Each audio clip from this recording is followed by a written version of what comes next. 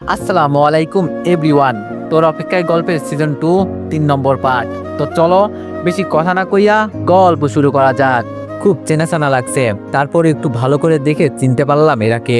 তারপর সেই দিক থেকে চোখ হাঁটিয়ে খাবার খেয়ে বিল মিটিয়ে মামুনকে বিদায় দিয়ে চলে আসলাম বাসায়। তার আগে একটা কাজ করছি, সেটা না হয় পরে জানবেন। বাসায় এসে মা বাবাকে তাদের জন্য যা শপিং করে এনেছি তা দিলাম। এইদিকে এগুলো দেখে জেরিনের কিছুটা মন খারাপ হয়ে গেল, কারণ তাকে কিছু দিইনি, তার জন্য কিছু আনিনি। তাই আম্মু আব্বুকে ব্যাগগুলো দিয়ে যখন আমি রুমে আসতে যাব, তখন আম্মু বলল দাঁড়া। আমি দাঁড়িয়ে গেলাম।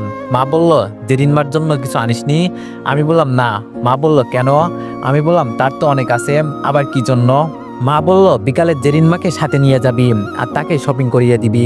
আমি বললাম পারবো না। মা বলল তোকে পারতে হবে। জেরিন বলল মা থাক, আমার লাগবে না। মা বলল তুমি চুপ থাকো, তোকে কিছু বলতে বলেছি? আমি বললাম ও তো বলছো লাগবে না, তাহলে? মা বললাম তাহলে আমাদেরও লাগবে না, তোর শপিং ব্যাগ তুই রাখ। এই বলে আমার হাতে দিয়ে দিল। আমি বললাম এগুলো তোমাদের জন্য আনছি, আমাকে দিলা কেন? মা বলল বৌমাকে যদি শপিং করতে নিয়ে যেতে পারিস তাহলে তবে আমি এইসব নিব, তার আগে নয়। কি আর করার, ইচ্ছা না থাকা সত্ত্বেও ওই মেয়েকে নিয়ে যেতে রাজি হলাম। আমি বললাম ঠিক আছে, আমি নিয়ে যাব, এখন তোমরা তোমাদের ওইগুলো নাও। এই বলে মাকে সব শপিং ব্যাগ দিয়ে নিজের রুমে চলে আসলাম। তারপর ফ্রেশ হতে গেলাম। ফ্রেশ হয়ে রুমে বসে বসে ভাবতে লাগলাম, যত এই মেয়েকে এড়িয়ে চলতে চাই ততই আমার কাছে চলে আসে। না, এই মেয়ের কাছ থেকে দূরে থাকতে হবে, না হলে অন্য কিছু হয়ে যাবে। আচ্ছা, আমি তো তার থেকে দূরে থাকতে চাইনি, আমি তো তার কাছে থাকতে চাইছি, কিন্তু সে তো আমাকে দূরে ঠেলে দিল। তাহলে কেন আমি দূরে থাকবো না? আমিও ওর কাছে থাকবো না, দূরে থাকবো। এইসব ভাবতেছি তখন দুপুরের খাবার খেতে ডাকলো। তাই আর দেরি না করে খাবার খেতে গেলাম। খাবার খেয়ে রুমে এসে চুপচাপ ঘুমিয়ে গেলাম। একটু পর দেরিন এসে দেখলো আমি ঘুমিয়ে আছি। দেরিন আমার ঘুমন্ত মুখটার দিকে তাকিয়ে আছে আর ভাবতে লাগলো, মায়াবী মুখটি তোমার, দেখে লাগে সুখ, কি জানি কি আছে ওই মুখে, দেখে জোড়াই বুক। ঘুমাও তুমি প্রিয়, ওই সূর্যের লাল রক্তমাখা বিকেলে, নিস্তব্ধ ধরিত্রীতে সুর বাজুক তার সাথে, তুমি যাকে ভালোবাসো। জেরিন আমার মুখের দিকে তাকিয়ে এগুলো মনে মনে ভাবতেছে। হঠাৎ আমার মুখের দিকে একটু খেয়াল করতেই তার মাথায় দুষ্টু বুদ্ধি চাপলো। জেরিনের মাথায় ঘুরতে লাগলো আমাকে কিস করবে নাকি করবে না। আবার নিজেই বলতে লাগলো যেটা হবার পরে হবে, আমি তো আর কাউকে দিচ্ছি না, আমার স্বামীকেই দিচ্ছি। যেই ভাবা সেই কাজ। জেরিন আস্তে আস্তে আমার সামনে এসে আমার ঠোঁটে আলতো করে কিস দিয়ে সে দৌড়ে আমার রুম থেকে বের হয়ে গেল। যদি আমি রেগে গিয়ে কিছু করি তাই। বিকালবেলায় আম্মুর ডাকাডাকিতে ঘুম ভেঙে গেল। আমি বললাম মা কেন ডাকছো? মা বলল কেন রে, তোর মনে নেই? আমি বললাম কি? মা বলল কি মানে, হারামজাদা তুই বৌমাকে শপিং করাতে নিয়ে যাওয়ার কথা ছিল না? আমি বললাম এটা তো বিকালে, এখন কেন ডাকছো? মা বলল তোর কাছে কি এখন বিকাল লাগছে না? 4টা বাজে, তাড়াতাড়ি ওঠ, না হয় ঝাঁটার বাড়ি খাবি বলছি। হাতে একটা ঝাড়ু নিয়ে বলল কথাটা। আম্মুর এমন ধমক শুনে আমি তাড়াতাড়ি করে বিছানা থেকে উঠে রেডি হতে লাগলাম আর আম্মু চলে গেল। ওয়ানেক্স হচ্ছে সবচেয়ে বিশ্বস্ত বুকমেকার, পিএইচডি এবং সিরিয়া এই অ্যাপের অফিসিয়াল পার্টনার। এই অ্যাপে আপনি cricket, football, tennis live match দেখে এবং তাদের ভবিষ্যৎবাণী করে সহজেই অর্থ উপার্জন করতে পারবেন। সেই সাথে বিএমডব্লিউ গাড়ি, আইফোন, ল্যাপটপ এবং আরও অনেক নগদ পুরস্কার জেতারও সুযোগ রয়েছে।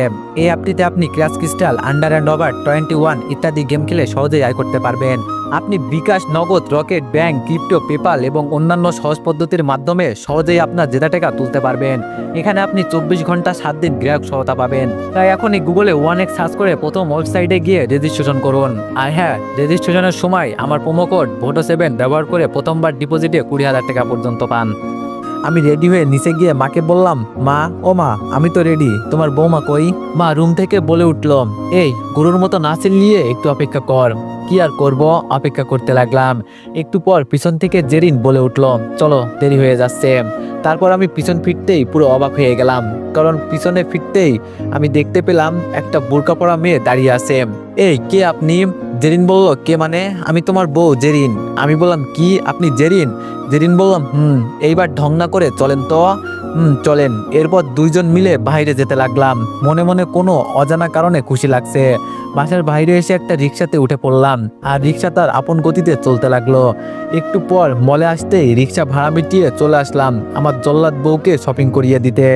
তারপর শুরু হলো শপিং যুদ্ধ। একবার এই দোকান তো একবার ওই দোকান, কিন্তু মহারানীর কিছুই পছন্দ হচ্ছে না। তার এমন এই ছোটাছুটি করতে করতে সন্ধ্যা 7টা বেজে গেল। আমি বললাম আচ্ছা আপনি কি আমাকে একটা কথা বলবেন? জেরিন বলল কি? আমি বললাম এই যে 3 ঘন্টা ধরে এই দোকান থেকে ওই দোকানে ঘুরতেছেন, কিছু নিচ্ছেন না কেন? জেরিন বলল, কিছু পছন্দ হচ্ছে না তাই নিতে পারছি না। আমি বললাম, এটা অনেক আগে বলতে পারতেন, তাহলে আগে চলে যেতে পারতাম। জেরিন বলল, এটা বললে প্রিয় মানুষের সাথে কি ঘোরা যেত? তাছাড়া আপনিও আগে জিজ্ঞেস করতে পারতেন, আপনি কেন করেননি? এর এমন কথা শুনে ইচ্ছে করছে এখানে একটা লাগিয়ে দিতে, মানে থাপ্পড় আর কি। আমি বললাম, এই এত কথা না বলে বাড়ি চলতো, তোর এমন ঢং আমার সহ্য হচ্ছে না। জেরিন বলল, বাড়িতে যেতে পারি, কিন্তু আমার হাতে যদি শপিং ব্যাগ না দেখে তাহলে আম্মু কি করবে সেটা তো আপনি জানেনই। আমি বললাম, আরে মেরি ধ্যাত ধ্যাত, কি যে করি এই আপদটাকে নিয়ে। আচ্ছা এখন কি করলে আপনি শপিংটা করবেন? জেরিন বলল, বেশি কিছু না, আমি তোমার হাত ধরে হাঁটবো আর তুমি আমার জন্য জামা পছন্দ করে দিবে। আমি বললাম, না এটা কখনোই সম্ভব না। জেরিন বলল, তাহলে আমার শপিং করার কোনো সম্ভাবনা নেই। আমি কপালে থাপড়াতে লাগলাম নিজের, হাই আল্লাহ, আমি এই কোন ঝামেলায় পড়লাম। জেরিন বলল, আমি তো মাকে বলবো, উনি আমাকে শপিং করিয়ে দেয়নি। আমি বললাম, আচ্ছা বাবা থাম, আর কিছু করা লাগবে না, নে আমার হাত ধর আর আমি তোকে জামা পছন্দ করে দিই। বাবা জীবনে বেঁচে থাকলে তোকে নিয়ে শপিং করাতে আসবো না আর। জেরিন একটু হেসে বললাম, এখন চলো আমার জান। এতির এমন ঢং দেখে ইচ্ছে করছে অনেক কিছু করতে, কিন্তু কিছু করতে পারছি না। যাই হোক, অনেক কষ্ট করে ডাইনিরে শপিং করিয়ে দিলাম, তারপর বাসায় চলে গেলাম। বাসায় এসে ফ্রেশ হয়ে কিছুক্ষণ আরাম করার পর খাবার খেয়ে আমি সোফায় শুয়ে পড়লাম। আজ তাড়াতাড়ি শোয়ার কারণ হচ্ছে কাল মামুনের বিয়ে, অনেক কাজ, সেখানে যেতে হবে, তাই আর কি একটু তাড়াতাড়ি ঘুমাতে গেলাম। একটু পর জেরিনও আসলো আর আমার সোফার সামনে দাঁড়িয়ে থাকলো, মনে হয় কিছু বলবে। আমি বললাম, কিছু বলবেন? জেরিন বলল, না মানে আমি বললাম, এত পেঁচিয়ে না বলে তাড়াতাড়ি বলেন কি বলবেন। জেরিন বলল, চলেন একসাথে বিছানাতে ঘুমাই। আমি বললাম, কেন, সোফাতে থাকলে কি সমস্যা, নাকি সোফায় থাকলে কোনো অপবাদ দিতে পারবি না তাই বিছানায় নিয়ে যেতে চাচ্ছিস, তাই না? জেরিন বলল, আজব, আমি তোমাকে অপবাদ কেন দিব, আর কি দিব অপবাদ? আমি বললাম, কেন, তোর মতো মেয়েকে আমার জানা আছে, হয়তো বলে অপবাদ দিবি। জেরিন বলল, তুমি এটা বলতে পারলে তুমি আমার স্বামী, তোমাকে কেন আমি অপবাদ দিব? আমি বললাম, কেন, আগে তো স্বামী ছিলাম, তখন কিভাবে দিচ্ছিলি? জেরিন বলল, প্লিজ ওই কথাগুলো ভুলে যাও না। আমি বললাম, কিছু কথা, কিছু মুহূর্ত, অনুভূতি কখনো ভোলা অসম্ভব, সেগুলো হচ্ছে এক প্রিয় মানুষের সাথে কাটানো সময় আর একটা প্রিয় মানুষের দেওয়া কষ্ট, অবহেলা। জেরিন কান্না করে বলছে, তাহলে তুমি আমাকে কখনো মেনে নিবে না? আমি বললাম, না নিব না, যা তো কানের কাছে জ্ঞান জ্ঞান না করে একটু ঘুমাতে দে, যত সব ফাউল। এটা বলে অন্য মুখ করে ঘুমিয়ে পড়লাম। এইদিকে জেরিন সেখানে দাঁড়িয়ে কান্না করছে, এতে আমার কিছু করার নেই, এটা তার কর্মের ফল। আমি কখন যে ঘুমিয়ে গেলাম তা বলতে পারবো না। ঘুমাচ্ছিলাম এমন সময় পুরো সোফা কাঁপতে লাগলো। আমি ভয় পেয়ে তাড়াতাড়ি সোফা থেকে উঠে পড়লাম। তারপর সোফার দিকে তাকিয়ে দেখি সাইডে থাকা ফোনটা ভাইব্রেট হয়ে এমন করছে। আমি কি না কি মনে করছি আল্লাহ জানে। তারপর ফোনটা হাতে নিয়ে দেখি কেউ কল দিয়েছে। আমি ধরে বললাম, হ্যালো স্যার, আসবেন না? আমি বললাম, আসতেছি, তোরা ভালো করে আদর যত্ন কর শালাকে। এটা বলে ফোনটা কেটে ফোন স্ক্রিনের দিকে তাকিয়ে দেখি রাত 1টা বাজে। কি আর করার, আস্তে আস্তে চুপচাপ কেউ যাতে টের না পায় সেইভাবে বাড়ি থেকে বের হলাম। উদ্দেশ্য এখন আমাদের পরিত্যক্ত গোডাউন। তারপর চলতে শুরু করলাম। বেশি দূরে না হওয়ায় 10 মিনিটে পৌঁছে গেলাম। সেখানে পৌঁছে গোডাউনের দরজা খুলে ঢুকে পড়লাম। আমি বললাম, এই শালার জ্ঞান ফিরা। জি স্যার। এটা বলে একটা ছেলে গিয়ে বাঁধা লোকটিকে জাগানোর জন্য গরম ফুটন্ত পানি ছুঁড়ে মারলো। লোকটির মুখে গরম পানি পড়তেই লোকটি চিৎকার দিতে লাগলো, কিন্তু আফসোস তার আওয়াজ কেউ শুনতে পাবে না, কারণ তার মুখে কাপড় দেওয়া। তারপর ছেলেটা আমাকে দেখতে পেয়ে কিছুটা চমকে গেল। আমি বললাম, এই শালা কিছু বলতে চাই, তাকে বলতে দে। এটা বলতেই লোকটির মুখ থেকে কাপড়টা খুলে দিল। লোকটি বললাম, তুই এখানে? আমি বললাম, আমি এখানে, তাহলে চিনতে পারলি? লোকটি বললাম, আমাকে ধরে আনলি কেন? আমি একটু হেসে বললাম, তুই হয়তো ভুলে গেছোস, এটা তোর এলাকা না, এটা আমার এলাকা, বুঝতে পারছিস? দূর, এত কথা কেন বলছি, তোর সাথে যেটার জন্য এসেছি সেটা সেরে নি। এই তোরা কই, আমার জিনিসগুলো আন। জি স্যার, এই নিন, আপনি যেগুলো কিনে আনতে বলেছেন সব নিয়ে আসলাম। আমি বললাম, এগুলো সামনে রাখ, আরেকটা চেয়ার নিয়ে আয়। তারপর একটা ছেলে গিয়ে একটা চেয়ার নিয়ে আসলো। আমি চেয়ারটা নিয়ে নিয়ালের সামনে গিয়ে বসলাম। এখন আপনারা ভাবতেছেন শুভ কি আবার মাফিয়া হয়ে গেল নাকি? আরে না, আমি যাতে আবার পালিয়ে না যাই এবং আমাকে যাতে কেউ আক্রমণ না করতে পারে তাই বাবা এইসব গার্ড নিয়োগ দিছে, যারা আমার আশেপাশে থাকে। আর আমি কি করবো, সুযোগে সদ্ব্যবহার। এরা তো আমার কথা শুনবে, তাই একটু মাথাটা শয়তানের লাড়া দিল। যাই হোক, গল্পে ফেরা যাক। আমি নিহালের সামনে বসে ব্যাগটা খুলে একটা চাপাতি প্লাস বিভিন্ন রকম ইত্যাদি আসছিল। এইসব দেখে নিহাল ভয় পেয়ে গেল আর বলতে লাগলো, এই শুভ, তুই এগুলো কেন বার করছিস? আমি বললাম, দেখতে চাচ্ছি আর কি, কোনটা কেমন ভালো কাজ করে। নিহাল ঢোক গিলে বলতে লাগলো, মানে? আমি বললাম, মানেটা খুব সহজ। এই তোরা ওর 2 হাত ধর আমার কথা বলতে দেরি আর গার্ড দুইজন নেহালের হাত ধরে টেবিলে রাখতে দেরি হলো না। নেহাল বলল, ভাই আমাকে তুই মাফ করে দে, আমার ভুল হয়েছে, তুই যা বলবি আমি তাই করব, কিন্তু আমাকে ছেড়ে দে। আমি হেসে বললাম, তোকে ছেড়ে দিব? তোকে ছেড়ে দিলে মনুষ্যত্ব মরে যাবে। আচ্ছা তোর কাছে এমন কত মেয়ে বলছে ছেড়ে দেওয়ার জন্য, কিন্তু তুই কি ছেড়ে দিছস? আচ্ছা অন্য মেয়েদের কথা বাদ দিলাম, নীলা নীলা তো তোকে ভালোবাসতো, কিন্তু ওর সাথে কেন এমন করলি? আমি মানছি নীলা আমার সাথে অনেক অন্যায় করেছে, কিন্তু সব তোর কারণে। এখন তুই বল, তোর মতো অমানুষকে কি করা যায়? নীলাকে কেন মারছিস? নিহাল বলতে লাগলো, আমি শুরু থেকে নীলাকে পছন্দ করতাম, আই মিন তার দেহকে, কিন্তু প্রথম বাধা ছিল তুই, তাই তোকে সরিয়ে আমি নীলাকে কাছে পেতে চাইছিলাম এবং কাছেও পেয়ে গেছি। আমার যখন ইচ্ছা করতো তখন তার সাথে থাকতাম। একদিন নীলা বলল ও মা হতে চলেছে এবং আমাকে বিয়ে করার জন্য প্রচুর চাপ দিচ্ছে। আমি ওর উপর বিরক্ত হয়ে গিয়েছিলাম এবং তাকে বললাম, তোর মতো কত মেয়ে প্রতিদিন আমার এই বিছানায় থাকে, আর তুই বলছিস আমাকে বিয়ে করতে? তুই ভাবলি কি করে তোর মতো নষ্ট মেয়েকে আমি বিয়ে করব? নীলা বলল, কি বলছিস? তুই আমাকে ভালোবাসছিস না তাই না? আমি শুধু তোর ভোগের পাত্র ছিলাম এটাই? নিহাল বলল, নীলা বলল, আমি তোর এই ভালো মানুষের ভিতরে যে অমানুষের চেহারাটা আছে ওইটা বের করব, বুঝতে পারছিস? ছাড়বো না তোকে, আমি সব বলে দিব। তুই শুভকে মেরেছিস, তখন বুঝতে পারবি। নীলার এমন কথা শুনে আমি অনেক ঘাবড়ে গিয়েছিলাম, তাই তাকে সেখানে মেরে দিয়েছি। আমি বললাম, ছি ছি, তোর মতো একটা অমানুষের এই পৃথিবীতে বেঁচে থাকার কোনো অধিকার নেই। নিহাল বললাম, ভাই আমি অনেক গুনাহ করেছি, অনেক খারাপ কাজ করেছি, আমি জানি আমার বেঁচে থাকার কোনো অধিকার নেই, কিন্তু আমার উপর একটু দয়া কর, আমি নিজে পুলিশের কাছে গিয়ে ধরা দিব, তাও আমাকে মারিস না, এতটুকু কর ভাই। আমি বললাম, আরে আমারে কি পাগলা কুকুরে কামড় দিছে যে আমি তোকে মারতে যাব? আর তোর কষ্ট করে পুলিশের কাছে যাওয়া লাগবে না, পুলিশ এখানে আছে। এতক্ষণ তোর মুখ থেকে সব স্বীকার করানোর জন্য এমন ভয় দেখিয়েছিলাম। আমি বললাম, নিজাম ভাই আসেন, আপনার অপরাধী ধরে নিয়ে যান। তারপর পুলিশ এসে নিহালকে ধরে নিয়ে যাচ্ছে। আর তখন পুলিশ অফিসার বলল, ধন্যবাদ শুভ ভাই, আপনার মতো মানুষ হয় না। আমি বললাম, আরে পাম দেন না ভাই, আমিও এতটা ভালো মানুষ না। এই বলে বাসার দিকে হাঁটতে লাগলাম। বাসায় সাবধানে ঢুকে সাবধানে শুয়ে পড়লাম, তারপর ঘুমিয়ে গেলাম। সকালে ঘুম ভাঙতে একটু অবাক হলাম, কারণ আজ জেরিন ডাকলো না। বিছানায় তাকিয়ে দেখি সে নাই। কি ব্যাপার, জেরিন কোথায় গেল? আজ আমাকে ডাকলো না কেন? পরক্ষণে বললাম, যাই হয়েছে ভালো হয়েছে, মনে হয় কালকের কথা মাথায় ঢুকছে, না হলে ডাকতে ডাকতে মাথা খেয়ে ফেলতো। এইসব ভাবতে ভাবতে ফ্রেশ হতে গেলাম। ফ্রেশ হয়ে রুমে আসতে ছোপায় থাকা ফোনটা বেজে উঠলো। স্ক্রিনে তাকিয়ে দেখি মামুন। আমি বললাম, হ্যালো মামুন। মামুন বলল, রাত তোর মামুন, কয়টা বাজে, এখনো আসলি না যে? আমি বললাম, আরে রাগিস কেন, আসবো আর কি, মাত্র ঘুম থেকে উঠলাম, এখন অনেক সময় আছে। মামুন বলল, শালা এইদিকে দুপুর হয়ে যাচ্ছে, আর উনি বলে এখনো সময় আছে, আঙ্কেল আন্টি চলে এসেছে, তাড়াতাড়ি আয়। আমি মামুনের এমন কথা শুনে কয়টা বাজতেছে এটা দেখতেই স্ক্রিনে তাকাতেই আমি অবাক, কারণ 10:30 বাজে। দোস্ত আমি আসতেছি ভাই, রাগ করিস না।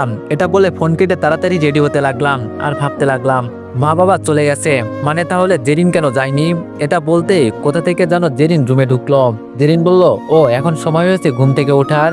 আমি বললাম, হ্যাঁ সময় হয়েছে, তাতে আপনার কি? জেরিন বলল, আমার কিছুই না, রেডি তো হয়ে গেছেন, একটু দাঁড়াও আমিও রেডি হয়ে নিই। আমি বললাম, আপনি কেন রেডি হবেন? জেরিন বলল, ও মা বিয়েতে যাব না? আমি বললাম, তো বিয়েতে যখন যাওয়ার এত ইচ্ছা, মা বাবার সাথে যাননি কেন? জেরিন বলল, মা বাবা আপনার সাথে যেতে বলেছে। আমি বললাম, মা বাবা বলেছে আমার সাথে যেতে, তাই যেতে হবে? ভেয়া কোথাকার, নিচে আসেন তাড়াতাড়ি। আমি কথাটা বলে নিচে গিয়ে ফোন টিপতে লাগলাম। এইদিকে আমার এমন কথা শুনে জেরিনের চোখ দিয়ে পানি পড়তে লাগলো। যেই ছেলে আমার মুখের উপর কথা বলতো না, সেই ছেলে আজ আমাকে কষ্ট দিয়ে কথা বলে। আজ বুঝতে পারছি, ভালোবাসার মানুষের দেওয়া কষ্ট অবহেলা সহ্য করা যায় না। ইচ্ছে করছে নিজেকে শেষ করে দিতে, কিন্তু কোনো অজানা শক্তির জন্য পারছি না। এইদিকে আমি ফোন টিপতেছিলাম, তখন আমার গার্ড কল দিয়ে বলল, ভাই নিহালকে তো ইনকাউন্টার করা হয়েছে। আমি কিছুটা অবাক হলাম, কেন করছে?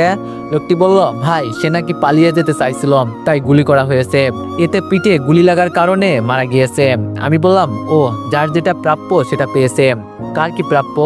হঠাৎ পিছন থেকে কথাগুলো বলাই একটু ভয় পেয়ে গেলাম। পিছনে ফিরতেই দেখলাম জেরিন। কিছুটা অবাক হলাম তার এমন সাজ দেখে। পরক্ষণেই কেন জানি মনে মনে খুশি হলাম, কারণ সে একটা বোরকা পরে আছে। আমি বললাম, কিছু না, এখন যেতে পারি নাকি না? জেরিন বলল, যেতে পারেন। বাসা থেকে বের হয়ে দরজায় তালা দিয়ে যখন রাস্তায় রিক্সার জন্য দাঁড়ালাম, তখন জেরিন বলল, আচ্ছা আজ আপনার বাইকে করে যাই? আমি বললাম বাইকে করে কেন, রিক্সা করে গেলে কি হবে? জেরিন বলল আমার যেতে ইচ্ছে করছে তাই চলো না বাইকে করে যাই। আমি বললাম না, আপনার আবার সমস্যা হবে। যদি এই খারাপ ছেলের সাথে আপনাকে আপনার কোনো ফ্রেন্ড দেখে তাহলে সমস্যা হবে, তাই রিক্সা করে যাওয়া ভালো হবে। আমার এমন কথা শুনে জেরিন মন খারাপ করে বলল, এইরকম করে কথা বলছো কেন? কোনো সমস্যা হবে না, প্লিজ চলো না, প্লিজ প্লিজ প্লিজ। মেয়েটা এমন করে বলছে, তার কথা আর ফেলতে পারলাম না। আমি বললাম আচ্ছা আপনি দাঁড়ান, আমি নিয়ে আসতেছি। এটা বলে বাইকটা নিয়ে জেরিনের সামনে আসলাম। জেরিন বাইকে উঠতেই আমাকে জড়িয়ে ধরলো। জেরিন জড়িয়ে ধরাতে আমার পুরো শরীর কেমন যেন এক শিহরণ বয়ে গেল। আমি বললাম এই কি করছেন, এমনভাবে জড়িয়ে ধরছেন কেন? জেরিন বলল এইভাবে না ধরলে যদি পড়ে যাই তাই ধরলাম। জেরিন বলল এত কথা না বলে চলেন তো, দেরি হয়ে যাচ্ছে। তারপর আর কিছু না বলে বাইক চালাতে লাগলাম। হঠাৎ একটা কথা মনে পড়লো, আচ্ছা আমি তো এই 2 বছর বাইক চালাইনি, তাহলে বাইক এত সুন্দর আবার ট্যাঙ্ক ভর্তি তেল এইসব কেমনে? আমি বললাম আচ্ছা ম্যাম, আমি তো এই 2 বছর ছিলাম না তাহলে। জেরিন বলল থাক আর বলতে হবে না, আমি পরিষ্কার করেছি আর আমি বাবাকে বলেছি বাইকে তেল ভরে দিতে যদি কোনো কাজে লাগে। আমি বললাম আপনি কি করে জানলেন আমি এটা বলবো? জেরিন বলল ওটা তুমি বুঝতে পারবে না, যাকে মন দিয়ে ভালোবাসা যায় তার মনের কথা একটু হলেও বোঝা যায়। আমি বললাম তাহলে আপনি না থাক, এখন বলে মুড খারাপ করতে চাই না। জেরিন বলল কি হলো, থেমে গেলেন কেন, কি বলবা বলো? আমি বললাম না কিছু না, চুপচাপ বসে থাকো। তারপর আর কোনো কথা বলা হয়নি। একটু পর চলে আসলাম মামুনদের বাসায়। বাসায় এসে জেরিন মার কাছে আর আমি মামুনের কাছে চলে আসলাম। আমি বললাম সরি দোস্ত, আসতে দেরি হয়ে গেল, সকালে ঘুম থেকে উঠতে পারিনি। মামুন বলল শালা বেশি রাত জেগে ক্রিকেট খেললে উঠবি কি করে? আমি বললাম শালা একদম আজে বাজে কথা বলবি না, তুই কত সাধু দেখা যাবে কাল সকালে। মামুন বললাম দেখা যাবে, আমি তো আর ওই রকম বউ পাগল হবো না, বউ পেলে রুম থেকে বের হইস না তুই। আমি বললাম দেখা যাবে কে বের হয় নাকি বের হয় না। মামুন বলল দেখিস শালা। আমি বললাম হয়েছে, এখন ঝগড়া লাগালে আর বিয়ে করতে হবে না, যা রেডি হতে যা শালা, আঙ্কেল আন্টিরাও তো রওনা দিছে। মামুন বলল যাচ্ছি যাচ্ছি শালা বউ পাগল। এই বলে মামুন চলে গেল আর আমি সেখানে বসে থাকলাম। তখন জেরিন এসে বলে উঠলো নাও এগুলো খেয়ে নাও। আমি বললাম না খাবো না, আপনাকে এগুলো কে আনতে বলেছে, নিয়ে যান। জেরিন বলল বেশি কথা বলো না তো, তুমি সকাল থেকে কিছু খাওনি, নাও খেয়ে নাও, আম্মু বলেছে না খেলে জোর করে খাইয়ে দিতে, এখন তোমার ইচ্ছে। এমনিতেই অনেক ক্ষুধা লাগছে। জেরিনার কারণে খেতে ইচ্ছা না থাকলেও শেষের কথাগুলো শুনে হাত বাড়িয়ে খাবারগুলো নিয়ে খেতে লাগলাম। আর জেরিন আমার পাশে বসে এক ধ্যানে আমার দিকে তাকিয়ে থাকলো, তাই আমি তার দিক থেকে মুখ ফিরিয়ে অন্যদিকে মুখ করে খাবার খেতে লাগলাম। জেরিন বলল এটা কি হলো, ওই দিকে ফিরে কেন খাচ্ছ? আমি বললাম কারণ নজর লাগতে পারে, তাই সেই দিক থেকে ফিরে আসলাম। জেরিন বলল কারণ নজর লাগবে মানে? আমি তো তোমার বউ, নজর লাগলে আমার লাগবে, বুঝতে পারলে? ফিরো এইদিকে বলছি, ফিরো। আমি একটা হাসি দিয়ে তার দিকে ফিরে প্লেটটা তাকে দিয়ে বললাম নেন, আমার খাওয়া হয়ে গেছে, এখন কিছু হবে না। জেরিন বলল সমস্যা নাই, আমি তোমাকে দেখলে হয়, বুঝতে পারলে? জেরিন বলল এটা বুঝতে পারছি, কিন্তু কবে থেকে এই খারাপ ছেলের মুখ দেখতে ইচ্ছে হলো আপনার? না মানে এক সময় একজন বলেছে আমার চেহারা নাকি তার দেখলে ঘৃণা হয়, আমাকে বিয়ে করা নাকি তার জীবনের প্রথম ভুল। জেরিন বলল শুভ, এগুলো এখানে না বললে নয় কি? আমি বললাম আমি কি বলছি, আমার কথার চেয়ে অনেক ভালো কথাও আছে। আমি তো আর কারোর মতো পাবলিক প্লেসে ক্যাম্পাসে অপমান করছি না, এখানে তো কেউ নেই। জেরিন বলল প্লিজ আর লজ্জা দিও না, তোমার কথাগুলো বুকে গুলির মতো করে লাগে। আমি বললাম আমার এমন হতো বুঝলে। তখন পিছন থেকে মামুন বলে উঠল প্রেম প্রীতি পরেও করতে পাবা দোস্ত, চলো এখন বউ আনতে হবে। আমি বললাম শালা একটু ধৈর্য ধর না, এত উতলা কেন হয়ে আছিস বিয়ে করার জন্য? তুই বুঝতে পারছিস না, তুই যে কুরবানি হয়ে যাচ্ছিস, বুঝতে পারলি? মামুন বলল হয়েছে, আর জ্ঞান দিতে হবে না, নিজে মধু খাচ্ছে আর আমাকে বলে কুরবানি হয়ে যাচ্ছি। ঢং বাদ দিয়ে চল, দেরি হয়ে যাচ্ছে, বাবা মা ওইদিকে কল দিচ্ছে, তাড়াতাড়ি যেতে হবে, তারা অনেক আগে রওনা দিচ্ছে। আমি বললাম চল চল, গাড়ি কিন্তু আমি চালাবো। মামুন বলল আচ্ছা চালাস। তারপর আমরা গিয়ে গাড়িতে উঠলাম, মামুন পিছনে, আমি ড্রাইভ সিটে, আর জেরিন আমার সাথে বসেছে। আমি গাড়ি চালাতে লাগলাম আর জেরিন আমার দিকে তাকিয়ে আছে এক ধ্যানে আর মনে মনে বলছে শুধু তোমাকে ভালোবাসি বলে এখনো কাউকে ভালোবাসতে পারিনি, তুমি ফিরে আসবে বলে কাউকে আমার জীবনে আসতে দিইনি, তুমি এসেছো ফিরে কিন্তু কাছে টেনে নাওনি। জানি তুমি এখন আর এর মাঝে আমার তুমিটা নেই, আর এটাও জানি এবং বিশ্বাস আছে তুমি আমার হবে একদিন। এখন তুমি আমার সাথে যাই করো না কেন, তাও তুমি আমার প্রিয় মানুষ আছো, থাকবে সারা জীবন।